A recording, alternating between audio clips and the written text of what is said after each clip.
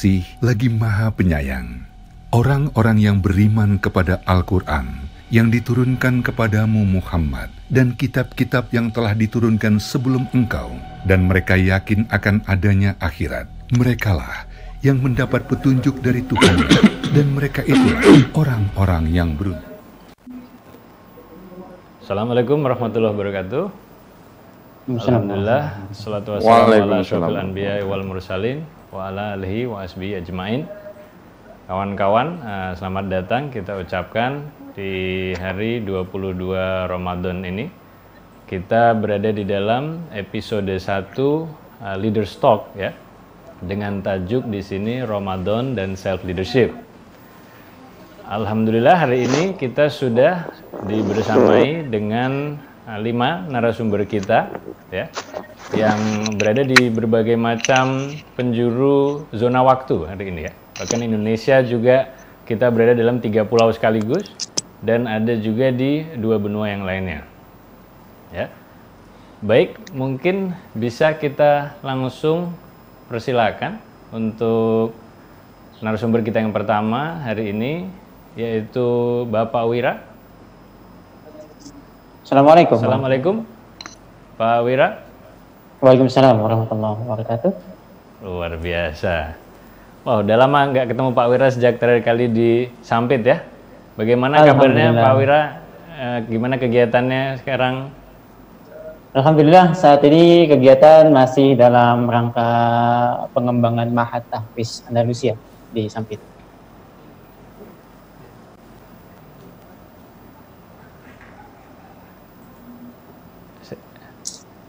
Nggak bisa dengar ya? Saya ini nggak bisa ngomong apa Pak Wira. Maaf, ada teknis barusan Pak Wira, suaranya bisa Baik. diulangi? Ya, sudah terdengar? Oke. Iya. Ya, saya saat ini masih dalam proses pengembangan Ma'had Tahfiz Andalusia di Sampit, Kalimantan Tengah.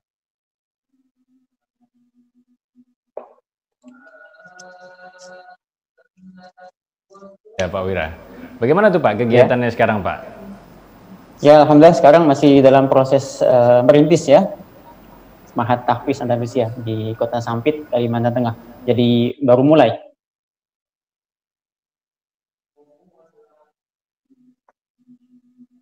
Wah, jadi gimana nih Pak Wira? Boleh mungkin sharing ya dalam pengalaman Pak Wira ini dengan sebagai mudir ya dari suatu Ma'had Quran. Jadi kita bisa amati bagaimana berarti pentingnya unsur ilahiyah di dalam suatu kepemimpinan Pak Wira. Mungkin Pak Wira boleh sharing sama kita nih Pak. Iya, jadi bicara soal kepemimpinan, saya teringat dengan apa yang disampaikan oleh Dr. Syafi Antonio ya di dalam buku beliau Super Leader, Super Manager. Di sana beliau menyebut bahwa krisis terbesar umat Islam saat ini sebetulnya adalah krisis kepemimpinan. Apalagi kalau kita sebagai seorang Muslim itu punya standar yang tinggi sekali ya soal kepemimpinan ini. Ketika kita bicara soal kepemimpinan, standar kita itu adalah Rasulullah SAW, kemudian sahabat-sahabat beliau dan orang-orang yang mengikuti pola kepemimpinan beliau. Jadi standar kita sebagai seorang Muslim ketika bicara soal kepemimpinan itu sangat tinggi sekali. Nah, dengan standar ini, ketika kita bicara ya, isu kepemimpinan saat ini, maka benar apa yang disampaikan oleh Dr. Syafi Antonio bahwa memang kita saat ini sedang mengalami krisis kepemimpinan. Seperti itu. Pak Wira, berarti kita bisa lihat sebetulnya tadi yang Bapak sebutkan juga standar yang luar biasa tinggi ya, karena kita berarti berkaca kepada Rasulullah SAW. Dan berarti Bapak melihat sekarang juga ini ya Pak Wira, ada semacam gimana ini krisis kepemimpinan ya. Jadi, iya, kalau betul. dari pandangan Pak Wira sendiri sebagai mudir di dalam suatu Ma'had Quran, mungkin berarti inisiatif atau bagaimana yang kita bisa supaya ada apa Pak, peranan ya, supaya ikut serta menjawab tantangan ini nih Pak. Iya, jadi penting juga untuk dicatat bahwa memang sebagai seorang Muslim dan kita sebagai kaum muslimin itu wajib punya klasifikasi atau standar yang memang harus langsung kepada Rasulullah. Jadi ini memang kewajiban kita sebagai seorang muslim ya, ketika bicara dalam konteks kepemimpinan ya, standar kita adalah Rasulullah, dan itu sebuah keharusan ya. Kemudian kalau bicara bagaimana supaya kita bisa menghadirkan pemimpin-pemimpin yang seperti tadi saya sebutkan, bahwa kualitasnya adalah kualitas yang mungkin memang pasti tidak akan sama dengan Rasulullah, tetapi setidaknya kualitas pemimpin kita adalah kualitas yang meniru pola kepemimpinan Rasulullah. Kalau saya melihatnya, solusinya adalah ada di dunia pendidikan memang. Jadi sistem pendidikan kita hari ini memegang peranan penting untuk bisa melahirkan pemimpin-pemimpin yang bukan hanya punya kapasitas ya, tetapi juga punya kualitas ya, sehingga jangan sampai lahir pemimpin-pemimpin yang punya talent, punya kemampuan manajemen yang bagus, tetapi dia memisahkan pola kepemimpinannya dengan unsur ilahiyah. Nah, ini berbahaya. Jadi untuk bisa menghadirkan pemimpin yang punya kapasitas luar biasa sekaligus punya kualitas keimanan yang juga luar biasa, itu kata kuncinya menurut saya ada di sistem pendidikan kita ya. Dan ini tantangan tersendiri memang bagi dunia pendidikan kita, terutama salah satunya adalah pendidikan di lingkungan keluarga. Ini bagaimana keluarga-keluarga kita ini bisa melahirkan pemimpin-pemimpin yang bukan hanya pandai manajemen, tapi juga punya kedekatan luar biasa pada Allah Subhanahu wa Ta'ala. Baik, ini luar biasa sharingnya ya Pak Wira ya. Jadi ini penting sekali tadi yang Bapak sebut juga mengenai adanya keterkaitan ya. Jadi tidak hanya kapasitas sebagai kognitif mungkin ya, atau hard skill, betul, tapi juga tadi soft skill, dan sebetulnya juga mungkin disebut spiritual skill juga gitu ya Pak. Jadi betul. Kaitannya tadi supaya menempatkan diri sebagai hamba Allah, bisa juga cerminan kepada Rasulullah sebagai suatu figur pemimpin ya. Berarti kalau Bapak tadi sebutkan menyiapkan suatu sistem pendidikan ya Pak, mungkin bisa share juga nih Pak Wira, kalau tipsnya sendiri mungkin Bapak kan sebagai seorang mudir, bagaimana sekarang menjalankan sistem pendidikan di dalam Mahat Quran yang Bapak pimpin? Ya, jadi kalau kami sendiri itu yakin sekali bahwa sistem pendidikan yang akan melahirkan pemimpin-pemimpin luar biasa ya, itu adalah sistem pendidikan berbasis adab, kalau kami bisa menyimpulkan seperti itu. Cuma saja harus kita memang memiliki deskripsi yang utuh soal apa itu adab ya. Jadi adab ini bukan hanya soal sikap sopan santun, ramah seseorang kepada orang lain, tetapi juga adab ini bicara soal orientasi ya. Ketika kita menjadi seorang pemimpin, orientasi kita apa? Apakah orientasi kita hanya sebatas keduniawian? Makanya jangan sampai ada pemimpin kemudian yang berkata bahwa kenapa saya melakukan ini ya, supaya nanti anak cucu kita tidak bertanya kepada kita apa yang sudah kita perbuat untuk memperbaiki dunia. Ini berarti kepemimpinannya, orientasinya masih bersifat keduniawian, supaya nanti tidak ada tanggung jawab di hadapan generasi berikutnya ya. Orientasi ini sebetulnya sudah bagus, tetapi belum yang terbaik ya. Orientasi yang terbaik itu adalah ketika orientasi kita tertuju kepada Allah Subhanahu wa Ta'ala. Jadi beban kita bukan semata kepada anak dan cucu kita, beban kita adalah kepada Allah Subhanahu wa Ta'ala. Sebab setiap amanah itu sekecil apapun bentuknya pasti kelak akan kita pertanggungjawabkan di hadapan Allah Subhanahu wa Ta'ala. Nah, kalau setiap pemimpin yakin bahwa apa yang diamanahkan kepadanya itu pasti akan dipertanggungjawabkan nanti di hadapan Allah, maka ini bisa menjadi semacam kayak kontrol ya, ketika dia membuat kebijakan itu jangan sampai lepas dari kaidah-kaidah agama. Jadi keyakinan bahwa amanah kepemimpinan ini bakal dihisab kelak di akhirat, ini akan menjadi kontrol bagi seorang pemimpin untuk tidak salah mengambil kebijakan dan mengambil langkah kepemimpinannya. Poin yang sangat kuat saya pikir ya Pak Wira ya. Jadi ini yang juga mungkin sering masih terlewat ya di pemimpin masa kini, yang masih berbasis atau melihat itu kepada tadi apa yang ditanyakan oleh anak cucu, apa diperbuat untuk dunia ya. Padahal sebetulnya kalau kita bisa menggeser mindset tadi menjadi berpikir kepada hisab, ini tentu menjadi suatu dorongan yang sangat kuat bagi pemimpin membuat kebijakan yang bisa dipertanggungjawabkan ya Pak ya. Wah, Betul. Jadi tanggung jawab kita bukan hanya kepada anak cucu kita kan, tapi tanggung jawab kita yang terbesar sebagai seorang muslim adalah kepada Allah Subhanahu wa taala.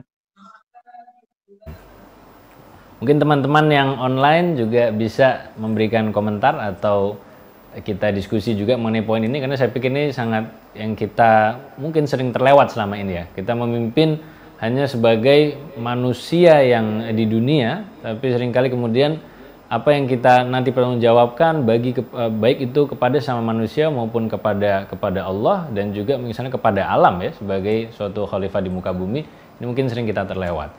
Berarti mungkin untuk Pak Wira juga pertanyaan di segmen ini yang terakhir, bagaimana menurut Pak Wira ya, tadi sudah menyebutkan ini mindset yang harus diambil gitu ya Pak. Mungkin Pak Wira terakhir bisa membagikan bagaimana supaya kita bisa mengubah proyeksi mindset ini dari yang mungkin sekarang keduniaan menjadi mindset yang ilahiyah. Iya. Jadi seperti yang saya tadi sempat singgung juga bahwa kata kuncinya ada di sistem pendidikan kita ya. Baik dalam lingkup keluarga kita, termasuk juga dalam lingkup lembaga-lembaga pendidikan seperti sekolah, kampus ya. Jadi jangan sampai orientasi pendidikan kita baik di skala kecil seperti keluarga itu orientasinya bersifat industri. Karena selama ini memang kita tidak bisa menutup mata bahwa memang orientasi pendidikan kita itu berorientasi kepada dunia industri. Jadi kalau kita misalkan menempuh pendidikan formal tertentu, maka yang dicari adalah mana ilmu yang bisa menghantarkan kita lebih cepat kepada dunia kerja. Jadi orientasi-orientasi seperti ini yang memang harus diluruskan ya.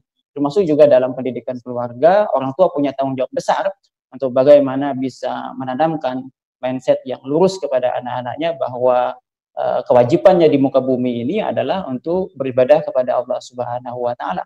Dan salah satu bentuk ibadah itu adalah bisa jadi profesi kita. Ya, jadi profesi kita itu adalah bagian dari ibadah kita kepada Allah Subhanahu wa taala. Jadi sekali lagi kata kuncinya menurut saya adalah ada di sistem pendidikan kita. Jadi kalau kita ingin bisa melahirkan pemimpin-pemimpin yang punya kapasitas luar biasa sekaligus punya ruhiyah yang juga kuat kepada Allah, maka kata kuncinya sekali lagi adalah di sistem pendidikan kita yang memang harus diperbaiki. Makanya Profesor Al-Atas itu juga sempat menyampaikan ketika pada tahun 1977 di konferensi pendidikan internasional di Mekah, beliau menyebut bahwa problem umat Islam saat ini adalah loss of adab, ya, hilangnya adab. Ya, salah satu adab itu adalah orientasi manusia dalam dunia pendidikan yang sudah bergeser, yang harusnya kepada Allah Subhanahu wa taala, kemudian bergeser kepada orientasi-orientasi yang bersifat duniawian.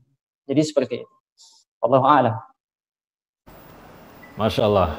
Baik Pak Wira, powerful sekali poinnya ya. Jadi dalam segi realitasnya pendidikan yang selama ini kita jalani, kita terima hari-hari, mungkin masih banyak yang orientasi kepada tadi secara duniawi ataupun menjadi suatu industri, dan dalam perjalanannya melupakan atau mungkin menjadi mengesampingkan bagaimana hakikat manusia itu sendiri sebagai hamba Allah ya Pak ya.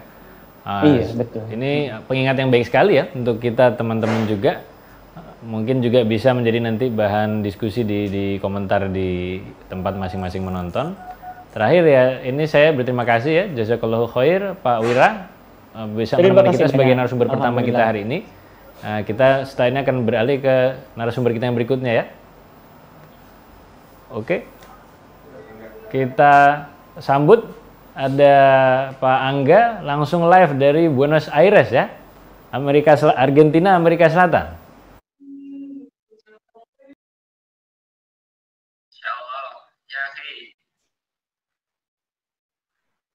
Dengar nggak suaraku?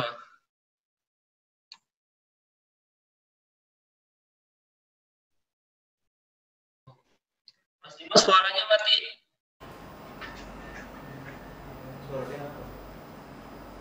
Nah ini dia. Assalamualaikum. Waalaikumsalam. Alhamdulillah. Bagaimana Pak Angga kabarnya? ¿Cómo estás?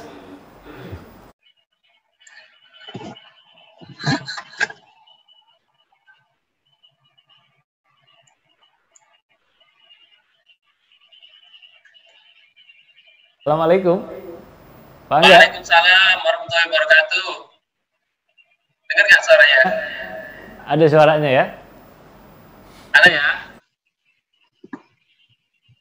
Gimana kabarnya Pak Angga di Argentina sana? Sudah hampir 3 tahun mungkin ya terakhir ketemu ya? Iya, hampir mau 3 tahun. Sekarang masih 2 tahun. Alhamdulillah, gimana kabarnya di Mas Dimas?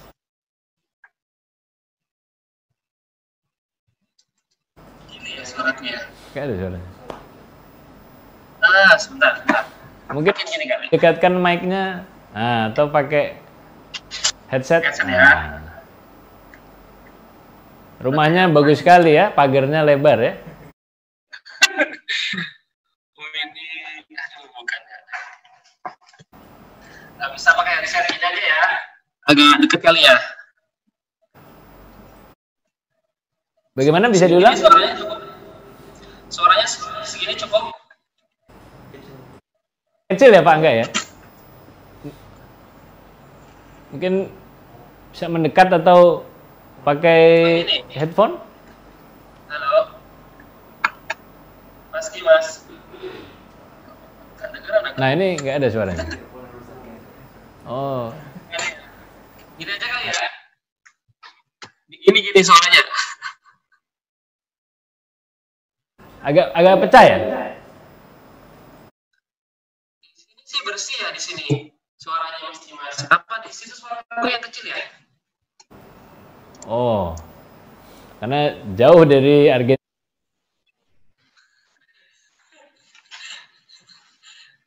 Gimana? Headphone-nya nggak bisa ya? Gimana, mungkin didekatkan aja? Bisa. Nah, Ini suaranya deketan. Oh sebentar. Aku nyari apa ya? Aku ngambil headset dulu deh. Aku ngambil headset dulu bentar ya. oh, geser aja dulu ya. Oke, mungkin bisa kita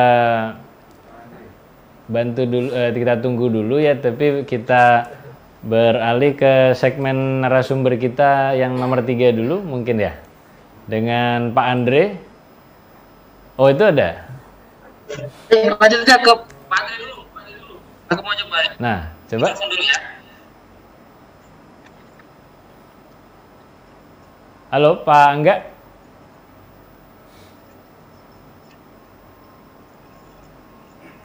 Belum ya?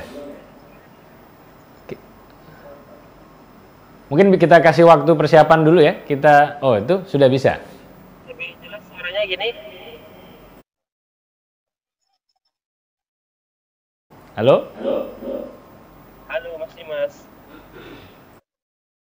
Mas Dimas, lebih jelas suaranya gini. Alhamdulillah. Jadi tadi dari earphone ya. Baik. Gimana kabarnya Pak Angga? Bisa diceritakan selama udah hampir berapa tadi, 2 tahun ya di Buenos Aires, bagaimana suasana Ramadan tahun ini? Ya, hampir 2 tahun di sini, alhamdulillah. Semuanya sehat-sehat aja di masa yang mungkin agak susah ini ya sekarang. Tapi alhamdulillah semuanya baik-baik saja. Semoga juga teman-teman yang ada di AKL, yang teman-teman yang ada di mana aja, khususnya juga yang lagi pada nonton sekarang, mudah-mudahan semuanya baik-baik saja di dalam perlindungan Allah Subhanahu wa taala.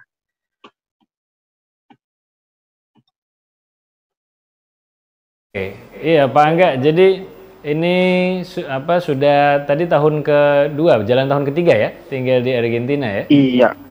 Iya betul. Tahun kedua. Hampir 2 tahun sekarang. Alhamdulillah di sini ini sih ya, sudah merasakan 2 kali Ramadan, dan yang sekarang ini Ramadannya agak sedikit berbeda. Kalau sebelum-sebelumnya itu suasananya sangat khusyuk, kita bisa beribadah dengan tenang, ada banyak sekali perkumpulan buka puasa, kajian.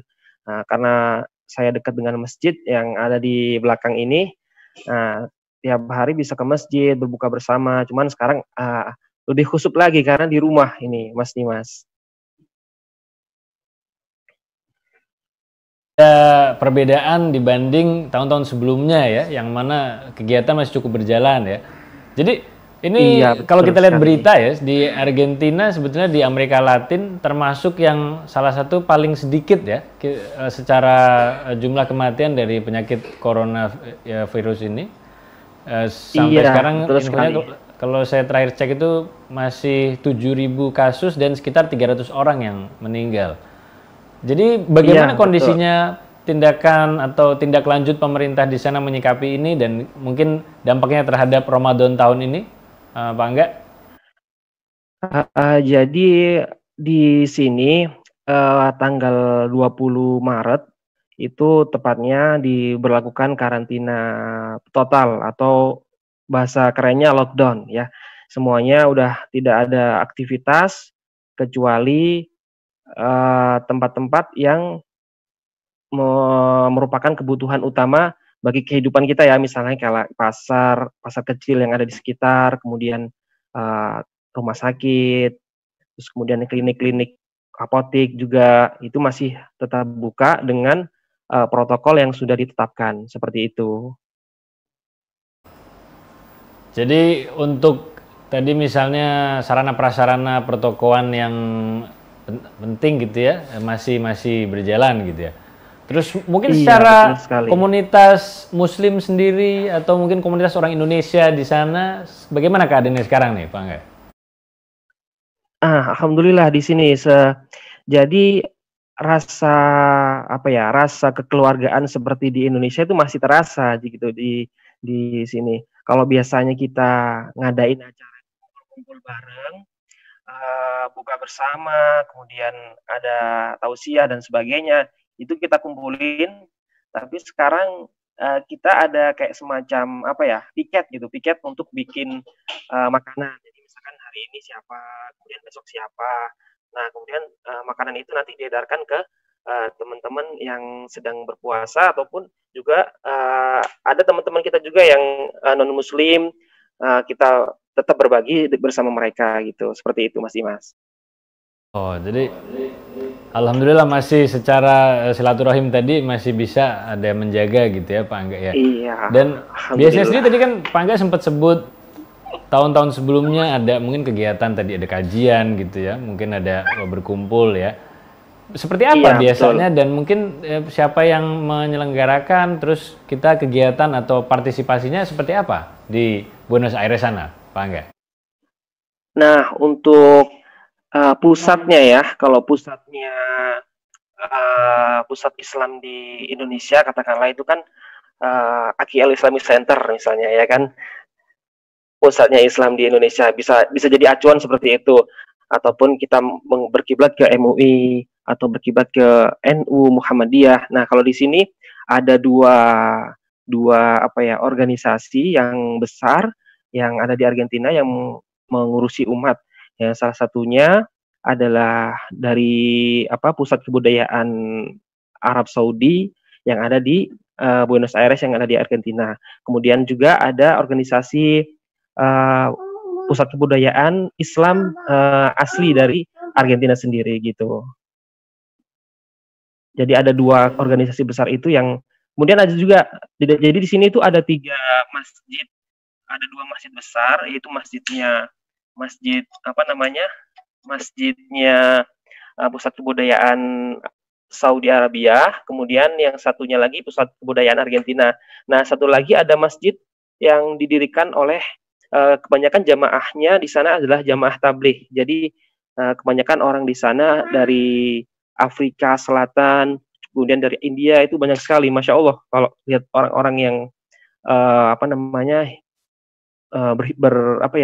kayak gitu tuh ya, keluar rumah atau apa itu ya, kemudian berdakwah di gunung-gunung. Di sini juga banyak sekali musola di luar ibu kota, dan alhamdulillah di situ ada yang ada yang perhatian gitu dengan umat Muslim, khususnya umat Muslim yang ada di Argentina gitu. Ini salah satu contoh juga, memang banyak sekali kaum Muslim ya dari seluruh penjuru dunia. Tadi bahkan sempat Pak Angga sebut ada dari Afrika Selatan, ada juga yang misalnya dari luar Argentina itu sendiri ya, tapi memang di sana masih kalau khususnya Ramadan tadi juga ada suatu berkumpul gitu ya. Nah, mungkin juga terkait Pak Angga ya, sebagai ini seorang ekspatriat Indonesia yang tinggal di Argentina ya, Amerika Latin ya, mungkin tidak banyak juga ya, dan juga sebagai seorang Muslim ya. Mungkin bisa share nih bagaimana kita menjaga ya, mungkin ukhuwah juga ya sebagai seorang Muslim tadi di tengah bangsa asing, dan juga meskipun ternyata banyak ya Muslim juga yang hidup bersama-sama di sana, dan bagaimana kita tetap menjaga supaya jiwa kepemimpinan kita ini tetap sesuai dengan Islam. Iya, betul sekali Mas Dimas. Jadi di sini kita masih tetap bersilaturahim meskipun dalam keadaan seperti ini. Jadi kalau saya biasanya tetap berkontak dengan orang-orang yang ada di masjid ya. Gimana nih, udah bisa masuk belum? Kan kangen banget nih, udah berapa bulan ini nggak ke masjid, nggak sholat Jumat, nggak sholat fardu ya kan. Maksudnya nggak sholat fardu di masjid. Itu sangat kangen sekali gitu. Nah, gimana kita menyikapi kebijakan-kebijakan yang ada di negeri yang notabene bukan non-Muslim ya.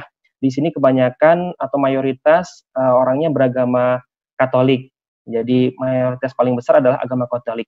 Nah, ada sesuatu yang menarik kemarin sebelum Argentina itu melakukan karantina total atau lockdown. Ada yang menarik dari syekh yang ada di masjid tuh. Ketika booming terkait virus ini gitu ya. Jadi ketika virus ini tuh booming di Wuhan, kemudian menyebar di Spanyol, Italia yang sudah banyak banget gitu kan. Di sini masih santai, masih slow gitu. Tapi yang menariknya adalah ketika syekhnya itu memberikan tausiah ketika sehabis sholat fardu. Ya, yang disampaikan saya itu sangat mungkin hampir mirip dengan ustadz-ustadz yang ada di Indonesia sebelum pemberlakuan karantina. Jadi yang disampaikan saya itu, corona ini itu adalah sebagaimana Allah mengutus semut lalat yang meruntuhkan kerajaan Namrud ketika itu. Jadi hanya hewan kecil yang bisa meruntuhkan kejayaan Namrud ketika itu. Nah, itu jadi kita nggak perlu khawatir, nggak perlu apa, tetap kita lakukan kesehatan, nggak usah takut. Jadi kita tetap sholat nih. Jadi dalam keadaan seperti itu kita tetap sholat nih. Nah, jadi nggak ada was-was, nggak ada apa, tetap kita salaman. Budayanya orang sini kan cipika-cipiki ya, kalau ketemu cipika-cipiki seperti itu masih berlangsung. Nah, ketika pemerintah sini itu mewajibkan untuk lockdown, karantina total, ini yang seru sini. Jadi ketika sudah ditetapkan nggak boleh ada kegiatan selain yang tadi itu, yang farmasi, yang apotik, kebutuhan pokok yang lainnya nggak boleh, hanya itu saja. Udah nggak boleh masuk masjid tuh. Sekalipun kita kenal sama yang jaga masjid, orang sini tuh kalau udah peraturannya seperti itu, ya udah gitu. Kan udah kenal tuh sama yang penjaga masjid tuh. Aduh nggak bisa masuk, gimana nih gitu kan. Jadi lucu. Oh sorry, aku nggak bisa masukin kamu gitu. Ini udah karantina total seperti itu Mas. Jadi apa yang diterapkan oleh masjid khususnya ini sehubungan dengan masalah kepemimpinan. Jadi ketika kemaslahatan itu lebih besar untuk umat, maka apapun aturan itu, entah itu dari kebijakan yang khususnya di sini kebijakan non Muslim ya, presidennya atau negaranya, itu tetap dilakukan karena itu lebih besar untuk kemaslahatan umat gitu. Jadi oleh karena itu, sebagai seorang Muslim yang ada di sini, apapun yang sesuatu itu untuk kemaslahatan umat, bermanfaat bagi umat dan menjauhi kemudaratan ya, kita akan tetap laksanakan selama dalam satu koridor yang pasti, atau ada garisnya, ada garis merahnya, yaitu tidak dalam rangka bermaksiat kepada Allah, tidak dalam rangka memerangi Islam seperti itu. Jadi tetap kita harus patuh kepada kepemimpinan atau pemimpin atau kebijakan yang berlaku di negara tersebut. Seperti itu mungkin Mas Dimas. Jazakallahu khair nih Pak Angga ya, jadi sekaligus juga menjadi simpulan dari segmen Pak Angga ini. Tadi berarti poinnya adalah ketika kita sebagai seorang muslim ya, meskipun itu di negara yang bukan kita menjadi mayoritas, kedisiplinan itu tetap kunci ya. Jadi melihat mana maslahat yang besar, mana yang memang untuk umat dan orang banyak. Mungkin seperti itu. Dan itu juga memang karakter daripada seorang muslim merah tadi ya Mas Dimas ya. Terima kasih Pak Angga ini sharingnya. Ya, sampai ketemu lagi berarti ya. Sama-sama. Kita bisa masuk untuk narasumber kita berikutnya di segmen nomor 3 ini. Ada Pak Andre. Assalamualaikum Pak Andre. Waalaikumsalam warahmatullahi wabarakatuh. Waalaikumsalam warahmatullahi wabarakatuh. Mas Dimas. Bagus nih headphone-nya ya Pak Andre. Gimana kesibukannya nih, aktivitasnya Pak Andre sekarang? Alhamdulillah masih diberi amanah di masa-masa saat ini bekerja. Dan alhamdulillah lebih sibuk juga karena kan ketika kita mau mengadakan meeting atau rapat dengan beberapa tim nggak perlu booking ruangan meeting ya, jadi langsung aja. Jadi lebih lumayan lebih padat gitu. Dan sekarang masih juga menghandle kegiatan-kegiatan terkait dengan development people gitu ya, untuk develop people gitu Mas Dimas. Jadi Pak Andre ini selaku beliau sebagai seorang praktisi ya, memang tadi untuk pengembangan manusia ya, people development ya. Nah mungkin kaitannya nih Pak Andre juga sesuai dengan apa yang Pak Andre praktikkan. Bagaimana sih talenta dasar yang harus dimiliki seorang pemimpin Muslim, Pak Andre? Oke, menarik. Ini kita kaitkan ya dengan peran seorang Muslim ya. Sebenarnya kan Allah Subhanahu Wa Taala sudah menyatakan ya dalam surat Al-Baqarah, saya lupa ayatnya, namun diberitahukan bahwa kami akan ciptakan seorang manusia sebagai khalifah. Itu yang pertama. Nah, yang kedua di hadis riwayat Bukhari dan Muslim juga dinyatakan bahwa setiap orang di antaramu adalah pemimpin dan setiap pemimpin bertanggung jawab atas kepemimpinannya gitu ya. Jadi kalau pertanyaannya adalah talenta apa, menurut saya setiap orang itu dilahirkan sebagai pemimpin. Jadi setiap orang itu dilahirkan sebagai pemimpin. Jadi kalau ada teori yang mengatakan adalah leaders are born, gitu kan? Apakah pemimpin itu dilahirkan atau leaders are developed atau create? Nah, jawabannya menurut saya kalau kita berdasarkan pada Al-Quran dan Sunnah, bahwa tentunya pemimpin itu adalah kita semuanya adalah seorang pemimpin gitu. Dan sudah dinyatakan dalam Quran, jadi memang kita semuanya adalah pemimpin. Nah, kalau bicara mengenai apa saja sekiranya yang harus dilakukan seorang pemimpin atau apa yang dimiliki seorang pemimpin, begitu ya Mas Dimas ya. Nah, yang pertama tentunya seorang pemimpin itu punya visi dan goal. Nah, tadi menarik yang dinyatakan oleh Ustadz Wira, bahwa yang namanya visi itu bukan hanya dunia saja, tapi juga akhirat. Nah, saya pernah mengikuti kelas dari salah satu guru saya, yaitu Bapak Jamil Azaini. Dalam training itu kita diminta untuk membuat visi, dan yang menarik, yang selama ini saya pelajari di kuliah, kemudian di training-training gitu ya, visi hanya visi dunia. Nah, ternyata yang dinyatakan di sini, tuliskan visi dunia dan visi akhirat, dan pastikan itu connect gitu. Nah, justru yang menjadi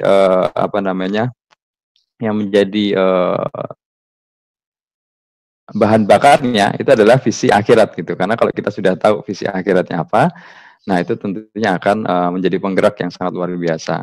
Ketika saya mengenal akal pertama kali Ustadz Bahtiar Nasir, beliau menyatakan bahwa ada satu bukunya terkait dengan masuk surga sekeluarga. Menurut saya itulah visi yang ultimate ya. Jadi masuk surga bukan hanya sendirian, tapi juga sekeluarga. Means bahwa kita adalah seorang pemimpin yang mengajak keluarga kita untuk masuk surga. Gitu. Nah, itu tadi ya Mas Dimas. Jadi pertama, visi dan goal yang harus dia miliki. Bukan hanya dunia, namun juga akhirat. Dan yang kedua, tentunya dia harus bisa sampaikan visi dan goals itu. Bukan hanya di-keep buat dia sendiri gitu ya. Disimpan buat dia sendiri, enggak. Seorang pemimpin itu juga harus mampu menyampaikan visi dan goals-nya. Karena kalau kita bicara teori kepemimpinan, sejatinya adalah pemimpin adalah orang yang mempunyai tujuan, benar ya. Dan yang kedua adalah orang yang mengajak orang lain atau mempengaruhi orang lain untuk mencapai tujuan tersebut. Gitu. Jadi itu. Kemudian setelah dia sampaikan visi dan goals-nya untuk orang lain, dan tentunya dia juga harus mempunyai mindset yang terus bertumbuh dan berkembang. Karena berubah terus namanya dunia. Saat ini ketika orang bicara mengenai perubahan dunia, corona tentunya akan berubah dan butuh seorang pemimpin yang mampu untuk selalu relevan dalam setiap zaman. Mungkin itu ya, Mas Dimas. Terima kasih. Pak Andre, ini juga suatu poin yang kita perlu garis bawahi ya. Sebenarnya juga sangat erat kaitannya dengan tadi yang disampaikan Ustadz Wira mengenai kesadaran bahwa tujuan dari memimpin tadi itu juga kita akan dihisap ya, kita akan dimintai pertanggungjawabannya. Dan saya menarik juga tadi waktu Pak Andre menyebutkan visi yang dibuat juga oleh guru kita Ustadz Bakhtiar Nasir bahwa kita masuk surga sekeluarga gitu ya. Nah itu saya juga ingin melakukan, tapi kadang lupa ternyata belum punya keluarga gitu, jadi harus punya dulu gitu ya. Nah, diikhtiarkan, kan antum juga pemimpin. Pak Andre juga ya. Ini menarik ya, ketika kita membawa tingkatannya, visi ini tadi, bukan hanya di tingkat personal kita, tapi tadi juga ini kepada orang lain. Mungkin Pak Andre bisa sharing ya, baik apakah dari level keluarga ataupun level di organisasi orang-orang sekitar kita, bagaimana bisa membuat tadi visi akhirat itu supaya juga menyebar. Iya, kalau di dalam tatanan keluarga, karena saya sudah mempunyai istri dan saya sudah mempunyai anak, tentunya itu jadi satu jadi suatu referensi yang harus kita miliki dan kita punya gitu ya. Ketika saya bicara dengan anak-anak saya dan saya juga punya bukunya Masuk Surga Sekeluarga, itu menjadikan satu ultimate goals buat kita. Jadi apapun yang kita lakukan itu kita sandarkan insya Allah ke arah sana begitu. Nah ketika kita bicara di luar lingkungan keluarga, kita juga bisa nyatakan, karena benar yang dibilang Ustadz Wira bahwa saat ini atau kecenderungan saat ini bahwa orang itu hanya mengejar goals dunia gitu ya. Nah bahaya karena kalau tidak kita koneksikan dengan goals akhirat. Sehingga memang kita perlu peran kita sebagai seorang, kan saya belajar dari Ustadz Bakhtiar Nasir ya, bahwa setiap kita tuh punya kewajiban untuk menyampaikan ya. Kita kan berdakwah ya, apapun profesi kita, profesi Mas Dimas di bidang energi gitu kan, atau saya atau Mas Angga, semuanya apapun profesinya, ada satu profesi dari Allah yang melekat di kita, yaitu sebagai dai atau orang yang menyampaikan. Jadi tentunya itu harus kita sampaikan karena peran kita sebagai pemimpin. Jadi kita harus sampaikan, kita harus selalu tanamkan pengertian bahwa visi akhirat harus dimiliki plus visi dunia itu untuk orang-orang di sekitar kita. Itulah peran pemimpin, Mas Dimas. Jadi bukan hanya dikit buat dia sendiri, tapi juga untuk orang lain. Luar biasa. Ya ini juga suatu catatan untuk kita bersama ya, bahwa tadi kata kunci yang Pak Andre ingatkan adalah kita bukan hanya memimpin diri sendiri, tapi juga untuk orang lain. Sementara juga tadi sudah Bapak sampaikan di secara Quran dan Sunnah, memang kita semua terlahir sebagai pemimpin, gitu Pak Andre. Oke, mungkin juga untuk penutup juga di sesi ini Pak Andre, mungkin bisa sharing bagaimana kita bisa menyusun suatu melihat bagaimana mengembangkan diri kita sih sebagai seorang pemimpin yang berdasarkan Islam. Oke, mungkin secara simpel ya langkahnya. Yang pertama kita punya visi dunia dan akhiratnya gitu. Akhirat sudah jelas apa yang kita miliki. Kemudian visi dunia juga karena kita hidup di kondisi real di dunia ini gitu. Ini jadi bekal untuk kita nanti di akhirat. Jadi kita tentunya juga harus mendesain apa yang akan kita raih, akan menjadi apa kita nantinya, dan bersama siapa kita nanti akan meraih itu. Jadi 3 hal itu. Kemudian yang kedua tentunya kita harus menetapkan strategi dan langkah-langkahnya untuk mencapai visi. Kita saat ini berbagai macam background, saya di perusahaan saya pasti mempunyai visi, pasti mempunyai strategi, pasti mempunyai inisiatif gitu. Nah itu juga sama kita berlakukan untuk diri kita sendiri dan juga untuk keluarga kita serta orang-orang yang kita akan ajak untuk kita pengaruhi agar kita masuk ke dalam surganya Allah gitu ya. Dan yang ketiga adalah kita membuat rencana development. Nah, rencana development ini kalau yang pengalaman saya, itu kita membuat rencana development kaitannya dengan knowledge, skills, dan attitude, dan tentunya juga secara spiritual gitu ya, apa-apa pencapaiannya. Momentum saat ini sangat tepat karena saat ini Ramadan, bahwa ini adalah menurut saya bulan yang sangat tepat untuk kita bermuhasabah dan menentukan apa yang lebih baik setelah Ramadan ini. Karena kan kalau kita belajar dari para ustadz, sebenarnya Ramadan ini adalah titik ukur kalau kita sukses Ramadannya, itu kita lihat bagaimana setelah Ramadan. Apakah ada kebiasaan-kebiasaan atau ibadah yang lebih baik atau perilaku yang lebih baik. Insya Allah nanti kita akan memiliki hal-hal tersebut. Nah, yang ketiga, cara untuk membuat saya bilang personal development plan ya. Ini sebenarnya waktunya cukup panjang, tapi kita coba praktikal aja. Setelah tahu visi, maka kita bisa membuat goals secara milestone apa yang mau kita raih. Let's say kita mau meraihnya dalam waktu 3 bulan, 6 bulan, atau 1 tahun. Jadi kita mempunyai goals-nya, kemudian kita tentukan milestone-nya dengan timeline untuk kita achieve hal tersebut. Nah, untuk development atau pengembangan diri itu ada 3 hal. Yang pertama adalah kita mengikuti pelatihan. Bisa self learning, belajar sendiri lewat online, offline, ataupun melalui kelas-kelas training. Nah, yang kedua bisa kita lakukan mentoring dan coaching. Kita bisa belajar dari orang yang lebih pakar atau orang yang bisa memberikan insight buat kita. Dan yang ketiga juga kita belajar dari pengalaman. Nah, dalam hal ini persentase dari keberhasilan dan dari survei dibilang bahwa ketika kita belajar di kelas ataupun belajar online, itu manfaat yang kita ambil hanya 10%. Kemudian kalau kita belajar melalui mentoring dan coaching, itu kita bisa tingkatkan sampai 20%. Dan plus kalau misalnya kita belajar melalui pengalaman hidup kita, pengalaman bekerja kita, pengalaman belajar kita, itu 70%. Jadi teman-teman, mungkin nanti akan ada sesi lanjutan bagaimana kita meng-create personal development plan ini. Jadi ini sangat excited untuk kita nanti bisa meraih goals dan visi dunia dan akhirat kita sebagai seorang pemimpin yang sudah menjadi amanah dari Allah Subhanahu wa taala yang dituangkan dalam Al-Qur'an dan sudah disabdakan oleh Rasulullah SAW di dalam hadis riwayat Muslim dan Bukhari dan Muslim. Begitu, Mas Dimas. Wah, syukron jazakallahu khair nih Pak Andre ya. Jadi kita bisa dengar barusan memang ada suatu tahap yang sangat sistematis ya, mulai dari setting visi, terus goals, milestone kita, apa yang diinginkan, sampai identifikasi apa bagian yang perlu kita kembangkan ya, perlu kita tadi development sebagai seorang individu. Ini kalau di luar mungkin kita bayaran dolar langsung seperti dari Pak Andre gini ya. Jadi ini suatu ilmu yang sangat bermanfaat untuk kita semua gitu Pak Andre. Terima kasih ya. Saya juga ingin menggarisbawahi tadi Pak Andre sempat sebutkan ketika kita mendesain visi juga jangan lupa ingin meraih visi itu dengan siapa. Nah, jadi bagi teman-teman di rumah yang memang masih sendiri ya, kita doa sama-sama ya. Saya doakan mudah-mudahan bisa segera meraih visi itu dengan berjamaah, karena bagaimana yang berjamaah itu selalu pahalanya lebih besar kan gitu ya. Oke. Amin. Terima kasih Terima kasih Pak Andre untuk tadi sharing. Kita masuk segmen dari salah satu ekspatriat kita yang berikutnya nih. Langsung live dari Turki ya. Dari Vian. Assalamualaikum warahmatullahi wabarakatuh. Waalaikumsalam warahmatullahi wabarakatuh, Mas Dimas.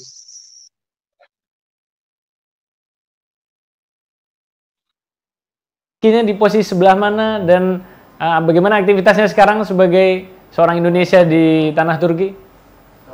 Alhamdulillah sekarang lagi di kota Kahramanmaraş, Turki bagian Asia. Dan sekarang kita lagi ngambil kelas bahasa ya Mas ya. Untuk orang Indonesia sekarang yang kita kelas pertama. Ya, atau apa kurang, mungkin mic-nya bisa didekatkan lagi? Tadi ya? Jelas suaranya.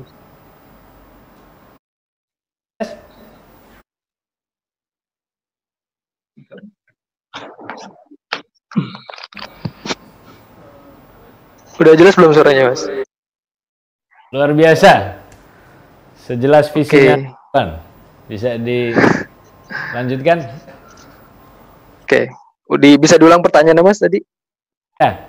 Bagaimana Vian kondisinya, kabarnya di Turki? Sekarang berada di Turkinya sebelah mana dan apa aktivitasnya di saat sekarang sebagai seorang Indonesia di sana? Baik. Sekarang sedang berada di kota Kahramanmaraş, yaitu kota Asianya Turki. Kan Turki dibagi dua ya, ada Turki Eropa dan Turki Asia. Dan kita sekarang yang Alfian ini lagi di Turki bagian Asia. Kemudian aktivitas sekarang adalah mengambil bahasa. Tapi kalau untuk pertanyaannya secara umum, maksudnya untuk seluruh orang warga Indonesia, perlu diketahui bahwasanya warga negara Indonesia di Turki ini nggak seperti negara yang lainnya, Mas. Seperti misalkan di Madinah, di satu kota, di satu universitas terkenal, atau di Mekah, atau di tadi Mas Airlangga ada di Argentina ya. Kalau kita di Turki ini disebar ke banyak kota. Jadi seperti di Jakarta sampai ke Sulawesi pun ada, kita di mana-mana ada gitu. Jadi di satu kota kita bisa sampai berapa puluh orang, berapa ratus orang. Bahkan jumlah warga negara Indonesia yang sampai sekarang tercatat di Turki sekitar 4.500 jiwa. Oh, Masya Allah. Jadi juga cukup ada jumlahnya cukup signifikan ya, diaspora Indonesia di Turki, dan menariknya juga tadi tersebar memang ya. Seperti di Karaman ini kalau saya nggak salah memang di kota bagian selatannya Turki ya. Ada apa itu ke arah bagian pantainya juga di Turki Asia tadi sebagaimana disebutkan ya. Nah, berarti sekarang ini kita di bulan Ramadan ya, dan qadarullah kondisi sedang pandemi ada Covid ini. Tapi kita dengar Turki juga ada di riset terkini dari Uni Eropa itu salah satu negara sebenarnya dengan tertinggi ya. Mereka mempunyai kebiasaan mencuci tangan yang saya baca terakhir itu. Jadi gimana sekarang kondisi penanganan terhadap Covid ini di Turki dan bagaimana pengaruhnya terhadap kegiatan Ramadan? Baik. Di Turki sendiri sudah masuk data sekitar 146.000 data yang masuk tentang kasus COVID ini. Yang sembuhnya itu 106.000, Mas Dimas. Ya, meskipun di Turki memang kita dikenal masyarakat telah menjaga kebersihan setiap hari, cuci tangan, rajin cuci tangan. Tapi sebagaimana kita ketahui bahwasanya Turki ini sebagai tempat tujuan pariwisata, seperti misalkan Istanbul. Ketika COVID itu belum tersebar secara luas, itu masyarakat asing di Istanbul masih banyak yang keluar masuk. Mungkin tersebar itu bukan dari masyarakat Turki yang terkenal bersih atau menjaga kebersihan, namun dari orang-orang asing yang keluar masuk dari Istanbul itu. Untuk yang efeknya kita sebagai pelajar atau muslim di sini sangat berdampak sekali karena perkuliahan kita diputus dan memakai online perkuliahannya. Namun yang menarik adalah langkah-langkah dari presiden atau pemerintah pusat di sini, Pak Erdogan, yaitu tidak seperti di negara lain. Uniknya, beliau memberikan peraturan yang dinamis. Jadi, step by step.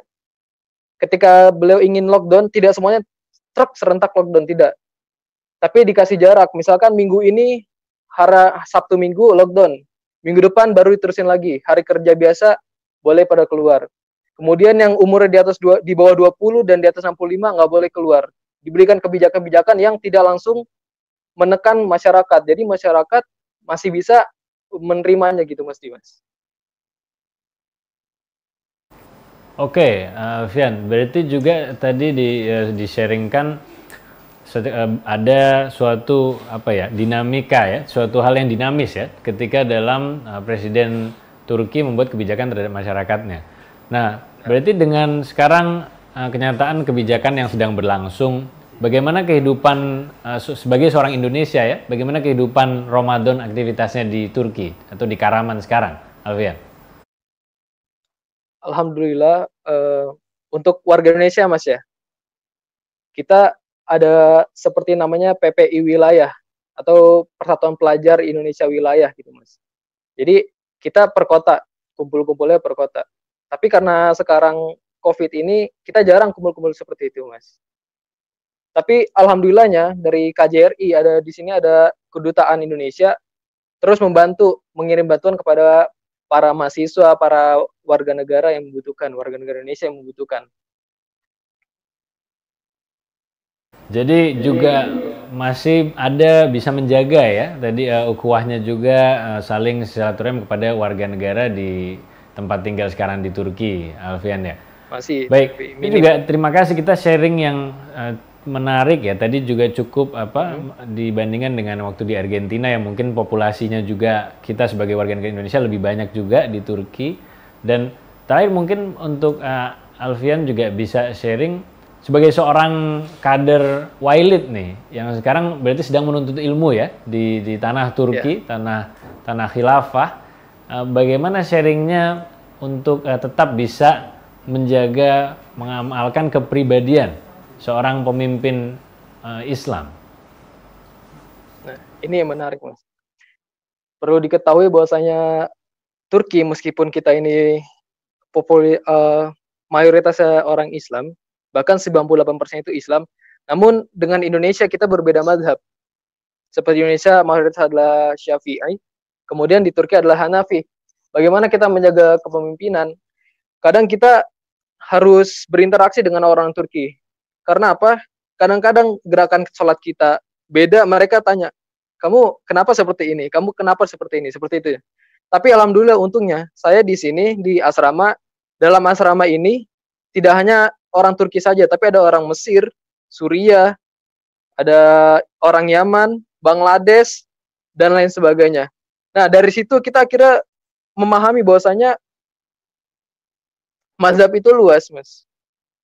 Jadi ada perbedaan-perbedaan, kita bisa memanage diri sendiri dulu. Kita tidak langsung menjudge, oh ini salah, oh ini salah, oh enggak. Ternyata ini di negara dia memakai ini. Di negara kita memakai ini. Dan inilah yang membuka pikiran atau wawasan kita sebagai pemimpin-pemimpin muda. Dari situ kita baru bisa memanage diri kita sebagai pemimpin, Mas.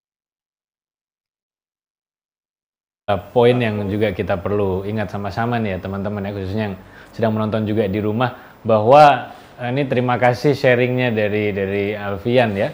Kita melihat di Turki tadi mungkin juga sebagai suatu melting pot. Tadi disebutkan banyak juga wisatawan ataupun bahkan pelajar asing, ada dari Mesir, ada dari negara-negara Islam lainnya yang mungkin mazhabnya tidak selamanya sama Syafi'i atau seperti yang kita punyai di Indonesia. Jadi penting juga sebagai seorang pemimpin Muslim untuk menguasai pemahaman terhadap mazhab-mazhab tersebut, seperti itu ya teman-teman ya. Oke, terima kasih Alfian, jazakallahu khair, mudah-mudahan tetap sehat ya di Turki, tetap negatif COVID dan bisa melanjutkan studinya sebagaimana. Oke, kita masuk ke segmen terakhir. Ini narasumber kita berikutnya seorang lady ya, satu-satunya lady di antara narasumber-narasumber kita hari ini, yaitu Ustazah Putri. Assalamualaikum, bisa masuk?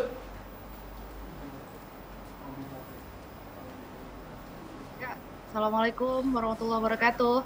Mana? Gak ada suaranya. Oke. Ya, assalamualaikum Mas Dias. Salam. Oke. Bagaimana kabarnya kegiatannya sekarang ini, Putri, aktivitasnya? Baik, alhamdulillah sehat. Saya sekarang lagi di Medan. Jadi kita hari ini Nusantara internasional ya pembicaraannya. Bisa, berarti kita udah punya tadi dari Kalimantan, Sumatera, terus juga dari 2 negara lainnya juga gitu ya, Putri ya. Oke, gimana kegiatannya sekarang Putri, aktivitas yang sedang dilakukan dan sekarang ya sedang kondisi lockdown ya, tapi apa kesibukannya nih hari-hari ini? Ya, bismillah. Saya sebenarnya pengajar di salah satu pesantrennya Akel, yaitu di Akel Islamic School di Jonggol, khusus Putri. Jadi yang diajar perempuan semua, mayoritas guru-gurunya juga akhwat, ustazah. Dan saat ini yang bisa kami lakukan adalah mengajar dari jauh, namanya PJJ, pembelajaran jarak jauh, di mana kita menggunakan online ya pastinya, teknologi yang sekarang. Jadi kita menggunakan Classroom, kemudian pakai Zoom meeting seperti ini atau dengan Google Meet. Jadi kita mengajarkan anak-anak itu lewat online. Semua kita kontrol, termasuk dengan pemantauan kegiatan anak-anak juga dilakukan lewat online. Extraordinary ya, berarti Putri ini kita lihat sebagai seorang edukator bagi generasi kita berikutnya ya, dan meskipun dalam kondisi COVID seperti ini juga masih menjalankan dengan tadi sistem online. Nah, kita ini hari ini kan apa istilahnya leader stock ya. Nah, mungkin bisa share juga dari Putri sebagai seorang putri, ya kan? Bagaimana sih sisi aspek leadership untuk seorang perempuan atau bagi seorang perempuan? Oke. Sebenarnya ketika kita bicara leadership, kita nggak bisa menilai dari gender ya. Ini pendapat saya murni lah. Kita nggak bisa melihat dari gender bahwa leadership misalnya hanya boleh dilakukan oleh laki-laki atau wajib dipelajari oleh laki-laki. Karena kullukum ro'in wa kullukum mas'ul. Kamu semua adalah pemimpin, kamu semua adalah penanggung jawab gitu atas sesuatu yang kamu lakukan. Jadi sebenarnya leadership itu sendiri ya kita setiap orang harus mempunyai itu gitu, dan kita juga harus bisa mengendalikan ya. Misalnya seperti ini Mas Dimas, ketika seorang perempuan tidak mempelajari leadership baik untuk dirinya maupun untuk orang lain, akan banyak sekali hal-hal yang dia miss. Contohnya, kalau perempuan tidak bisa handling dirinya sendiri, tidak bisa memimpin dirinya sendiri, dia akan mudah sekali terjebak pada hal-hal yang bakal merugikan dia. Karena kan perempuan itu, hadisnya ada ya, dia lemah agama, kemudian juga lemah iman. Maksudnya apa? Karena memang perempuan itu lebih mudah diombang-ambingkan gitu. Makanya penting untuk bisa mengendalikan diri sendiri, memimpin diri sendiri. Ini gue demen nih kan, jadi harus bisa mengendalikan diri sendiri tadi. Tadi juga bagus sekali poinnya bahwa kepemimpinan itu tidak kemudian dikotomi ya, harus cewek harus cowok gitu ya. Nah, berarti bentar ini apa tadi pertanyaan buat Putri ya? Oke. Jadi kalau tadi udah di-sharingkan kan bagaimana sudut pandang secara leadership ya kan. Kemudian kalau kita lihat secara dari sudut pandang Islam sendiri bagi seorang perempuan, bagaimana sih untuk menempatkan diri misalnya ya? Juga kita tidak bicara kemudian tadi kan tidak ada dikotomi, tidak ada misalnya masyarakat perempuan itu kelas 2 atau seperti apa. Nah, bagaimana sih untuk menempatkan diri dalam aspek ini? Sebenarnya banyak banget contoh yang mau kita ambil kalau kita bicara kepemimpinan perempuan ya. Karena sebenarnya spirit dari kehadiran Islam sendiri, kedatangan Islam sendiri adalah salah satunya menghapuskan ya kebiasaan jahiliyah yang mana mereka nggak menghormati perempuan. Salah satu yang famous kita tahu bahwa sebelum datangnya Islam anak bayi perempuan dibunuh gitu. Mereka punya anak perempuan, mereka malu, mereka bunuh.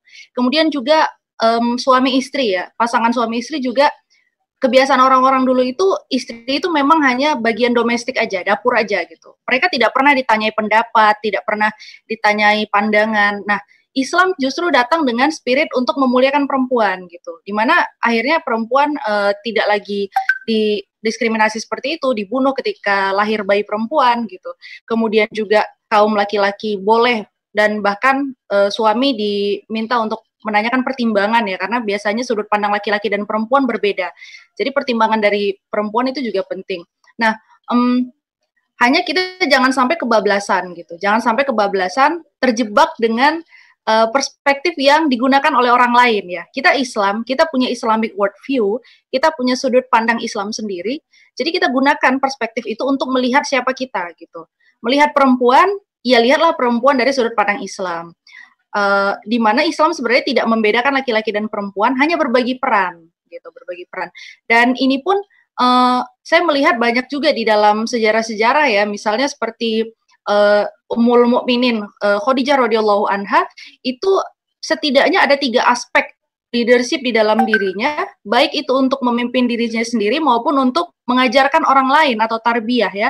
Yang pertama misalnya ada kognitif. Jadi perempuan itu perlu cerdas. Perempuan itu perlu berpikir dengan logika yang sehat, tersusun, terkonsep sehingga dia tidak gampang blur gitu. Tidak gampang miskonsepsi terhadap sesuatu. Kemudian juga ada fungsi afeksinya. Perasaannya harus dikembangkan gitu. Perempuan jangan diajak bicara, misalnya kita juga tahu perempuan kadang mengambil keputusan pakai perasaan. Ini nggak boleh disalahkan, tapi justru potensi itu diarahkan.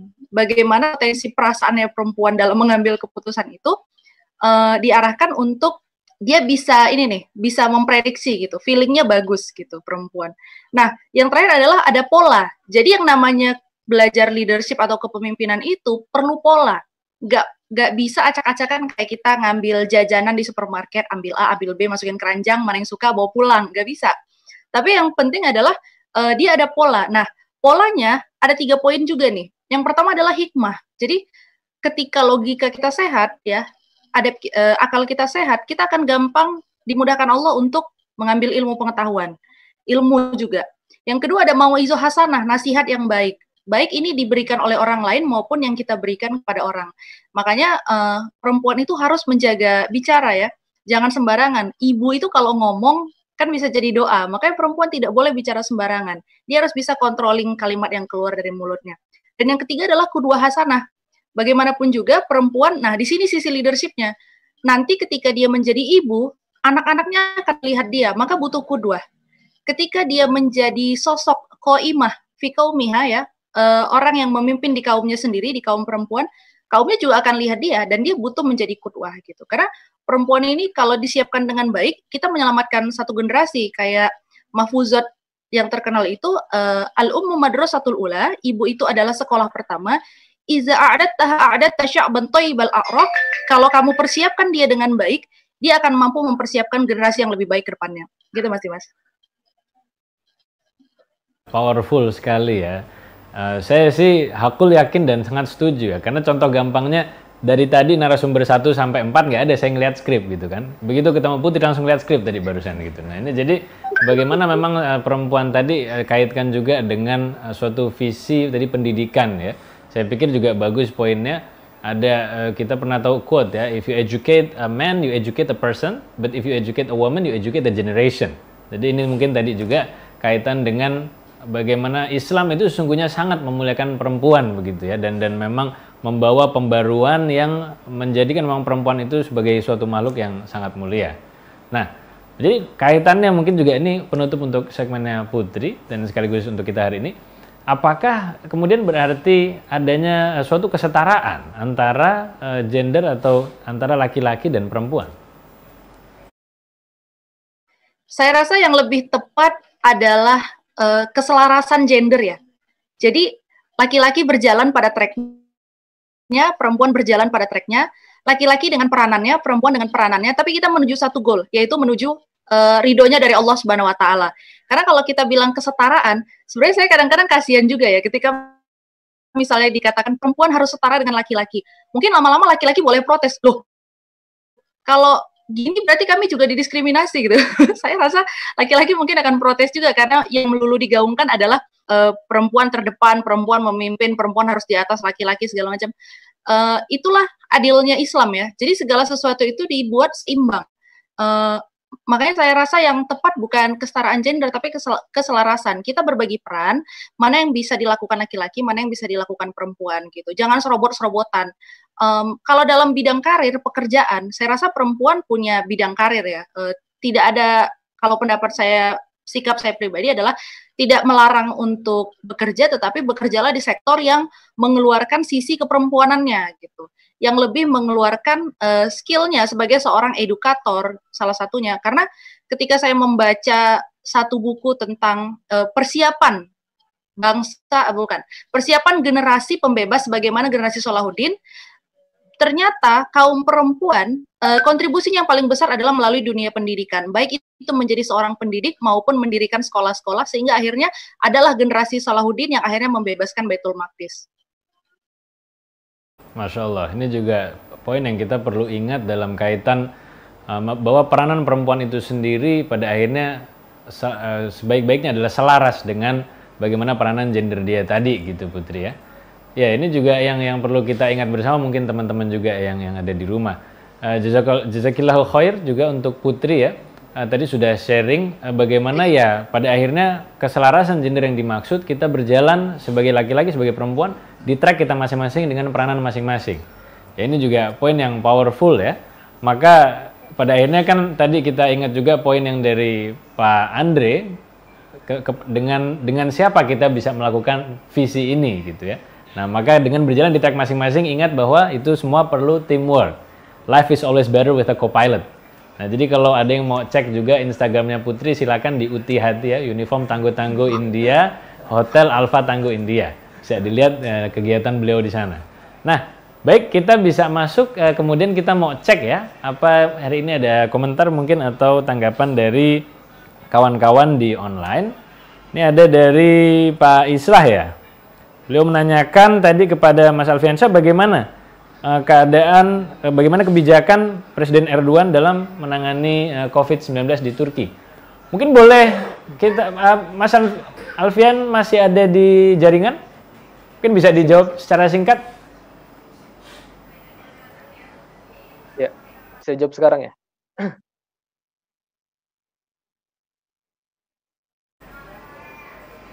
Ya, langkah-langkah Pak Erdogan dalam menangani kasus COVID ini, beliau menangani secara dinamis dan step by step.